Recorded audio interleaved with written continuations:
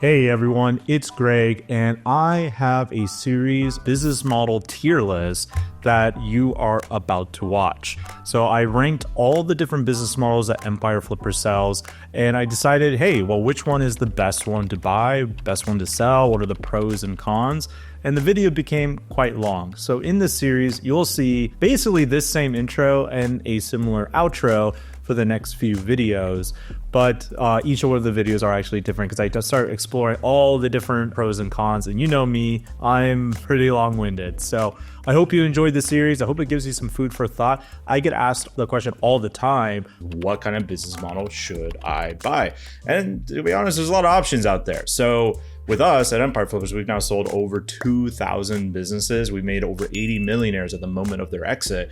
And I thought, what a fun little video of utilizing my love for YouTube, where they do the tier list and put it into the context of M&A. So that's what you're seeing in front of you. I've made a little tier list of the vast majority of all the business models that we sell on Empire Flippers. And I thought I'd go through this with you and see what we see. So I'm going to be ranking these through S through D, and all the business models are there below. I'll explain each one, but all the classics are there, from content, e-commerce to SaaS. I am going to be ranking them on a few different metrics here. So I'll be ranking them on, is it newbie friendly? Like if someone was just getting started, is this something that they could theoretically do?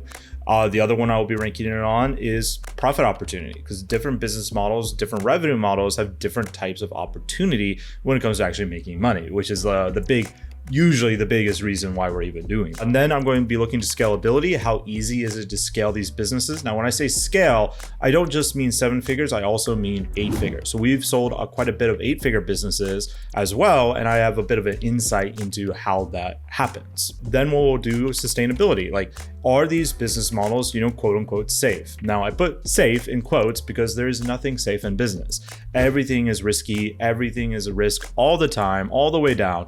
But with that said, some business models are able to weather storms a little bit easier than others, typically, not all the time. So don't take that as God-sent word. Finally, we'll end each one of these with their valuation. Like, are they going to get a good valuation or not? That will actually be kind of the shortest bit of this entire presentation. So let's get started. First one is YouTube itself. When I am talking about YouTube businesses, I do not mean like you're a creator in the terms of it's your face on the camera, you're an influencer or anything like that. That's actually pretty difficult to sell. That is a tough business to sell, if not impossible in most cases. When I mention YouTube, what I mean is not videos like this channel, though this channel could technically work for what I'm about to say. What I'm talking about is what is more commonly referred to as faceless or automated YouTube channels. Now, automated, it's not really automated. That's just like my people, the marketers, making it look cooler than it is. But basically what it is you have no person on camera. You're often doing stock photos, AI images, whatever. You have some kind of thing that's taking over the visual representation that is not you. Then you often have a voiceover artist, you have a script writer. It's very similar in concept to, say, an affiliate website, but on YouTube. So that's what I mean when I'm talking about faceless YouTube channels. Now, faceless YouTube channel doesn't need to be only affiliate and display ads.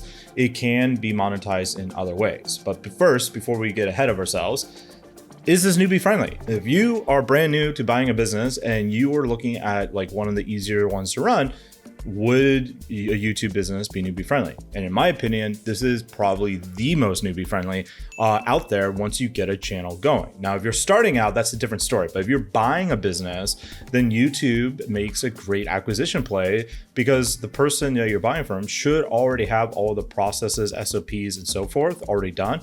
And to be honest, there's just not that many moving parts. Now, there are a few more moving parts than, say, a content site, but not that much in the grand scheme of things. So yes, very newbie friendly. The profit opportunity is a little bit dinged, but at least with YouTube out of the gate, you get kind of 3 ways to make money. You have affiliate, you have display ads, and sponsorships, of course, which is always touch and go, especially if you're a small channel. But these are the 3 main ways people are making money. So I would put YouTube on lower on the rank when it comes to that, but higher on the rank when it comes to newbie friendly. Now, scalability. This is another big issue with YouTube. So any content business, any content model basically scales horizontally because you need more and more content and you have to come up with more and more ideas. And it's not like you can just put one video and it gets millions of views. Like that can happen, but even if that did happen, it's not going to happen forever. You're not going to get millions of views forever.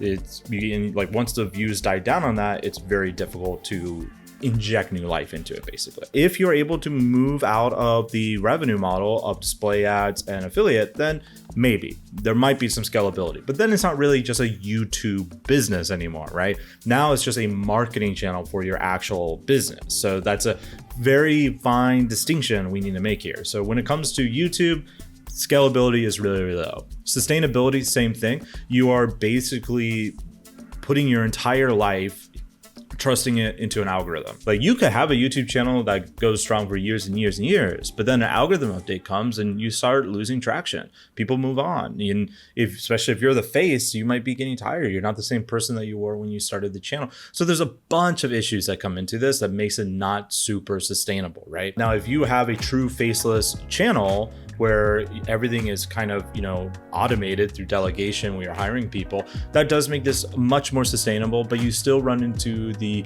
cardinal sin of having all your eggs in one basket, which is the YouTube platform, which ultimately at the end of the day is rented land. You don't control what YouTube gets to do or say or anything like that, but they certainly get to control what you get to do and say. So that's one of the big negatives here. So when it comes to this, where would I put it on the tier list? I still think can be a fantastic business model for you to buy, especially if you have plans to go bigger. Like I wouldn't buy a giant YouTube channel unless you already had a business to turn that YouTube channel into traffic for that business. But if you're just starting out, buying a small YouTube channel as a side hustle, I think it's totally fine. I think it's a pretty good buy. So I'm going to put this in B.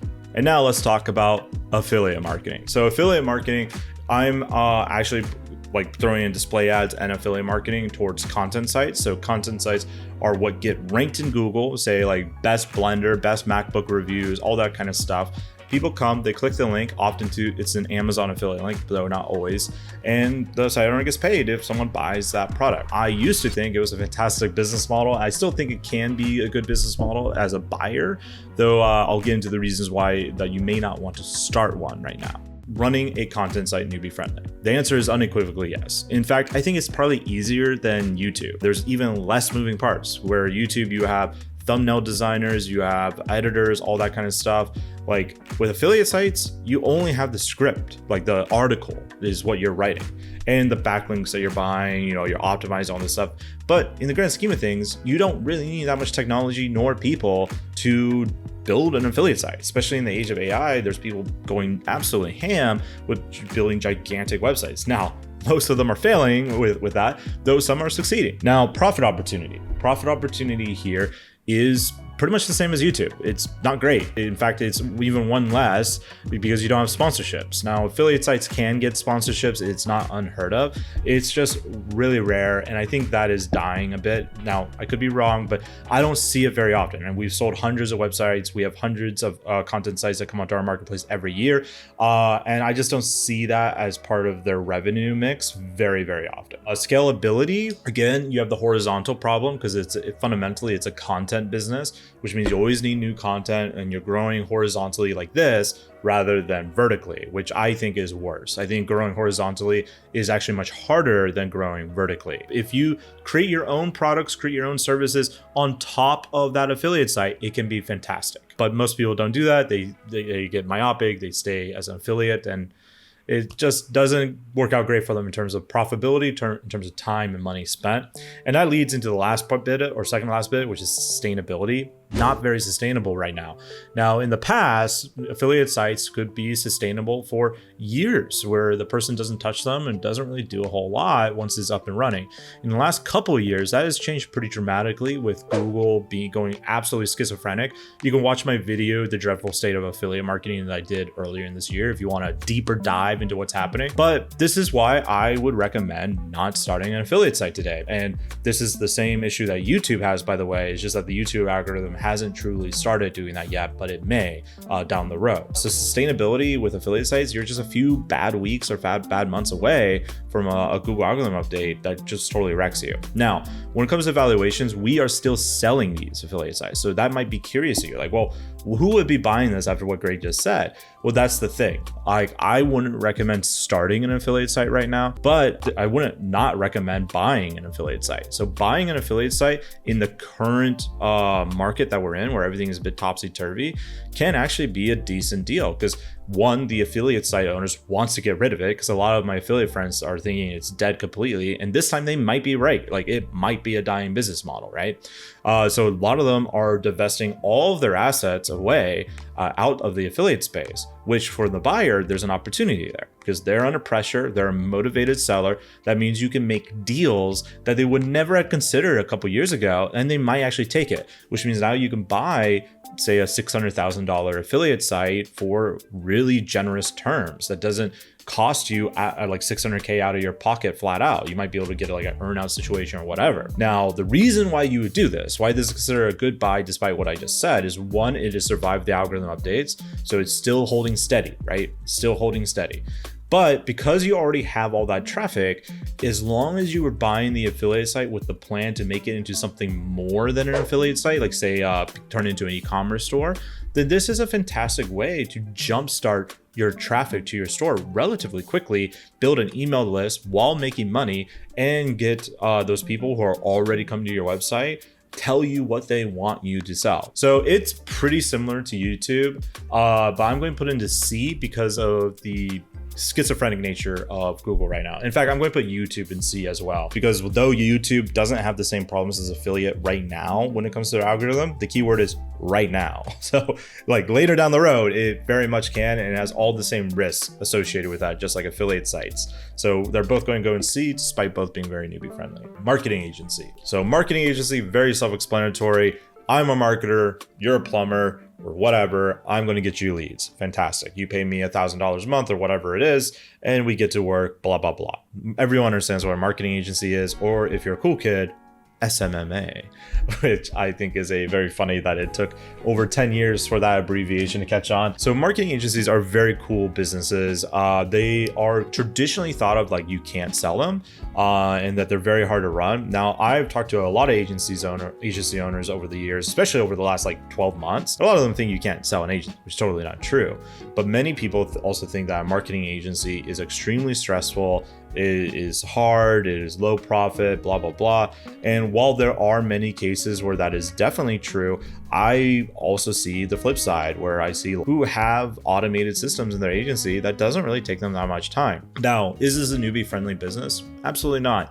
I would not say this is newbie friendly because you have to figure out a lot of different things. There's a ton of moving parts here. There's how are you getting the clients, the marketing to get the clients, the sales to get the clients, actually getting the clients to pay you, and like having the value where they want to pay you, keeping the clients because you don't want the churn, and then you have to actually get the results. So there's like 6 things before you even start doing the service, right? Like you need to be pretty locked on point. So starting an agency is actually quite difficult in my view. It's not very newbie friendly. It is hard to scale at first just because there's so many moving pieces. Like it is a full-blown business. Like it is not a side hustle business. Like you can make it a side hustle, don't get me wrong. And you can do this as a newbie and get up to say 10, 20K a month. It's just very, very difficult. You're going to be putting in a lot of work in my mind. Now, when that work is done, there are systems and automations in place that can really help you get to the next level and make your agency really, really fun and not stressful. Profit opportunity with an agency is massive. When you look at some of the biggest companies in the world, they're marketing agencies. You look at Ogilvy, for example, they have offices all around the world.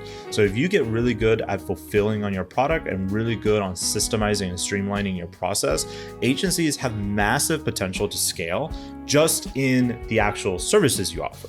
But there's other ways you can get profitability with an agency, such as doing referral deals, doing white label. There you can be doing performance equity, where like, hey, I will get you X amount of leads, you give me X amount of equity in your business, which that sounds crazy, but there are real deals like that happen. So with an agency, one of the cool things is you kind of have this a very important asset to any business, which is the marketers. And you're able to creatively go into the market and make money in a bunch of different ways, from the actual business to building a portfolio of businesses that you own, to lead deals, to referral partnerships, all that kind of stuff. Like I have a friend, his agency, he was struggling to scale with the people in terms of hiring new people. And so what he did is he kept referring out work and referring out that work to other agencies that were already scaled up.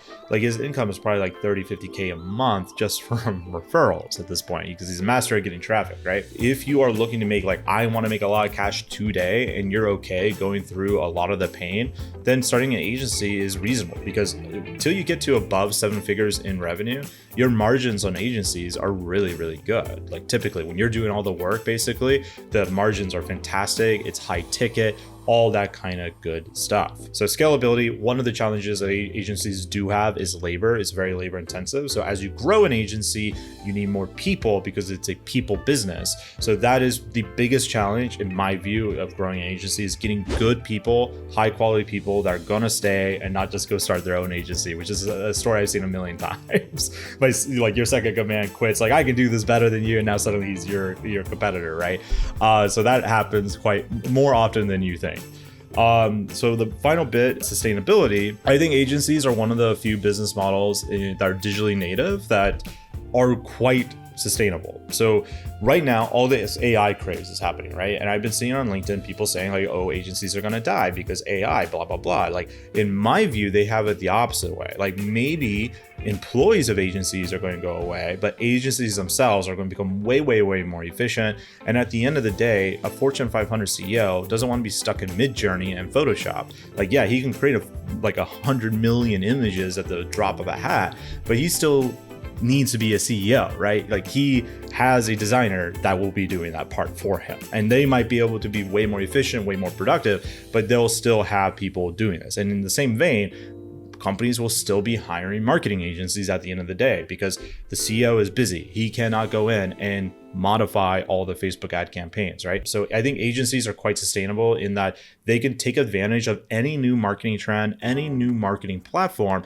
and they're sustainable because they can pivot between different companies. Like maybe you're in healthcare and healthcare is not doing well. Now you're in construction, the real estate crashes, you move back to healthcare. You are much more flexible in how you can make money and where you can make money with an agency. When it comes to valuations, until you are above, say, $10 million in revenue, valuations can be not the greatest with agencies, being honest. If you're less than $1 million, it's not fantastic. If you're between 1 to 10 million, you're going to get a reasonable valuation. You're going to get between 2 to 4x EBITDA, which is pretty standard for almost all businesses. Now, you get above $10 million, that's when that EBITDA can really ratchet up. Now, some agency owners, they get confused. I was at a conference, a really famous agency owner, he put on the screen like how much his agency is worth, and he basically was showing these private equity people or emailing him. This creates a sense of knowing what you're worth with really it's just a lie, because these private equity people, they'll say like, oh, you're worth this much money, bring you in, and then they talk you down. So they hook you in on the big amount of money, and then they're hoping that they can sell you through the process to lower and lower and lower your valuation to what is an actual reasonable valuation. So anyways, that's a little tip on agencies in terms of the valuation. So where should we put it on this list? So I think agencies are an A. And the reason why is multiple ways to make money.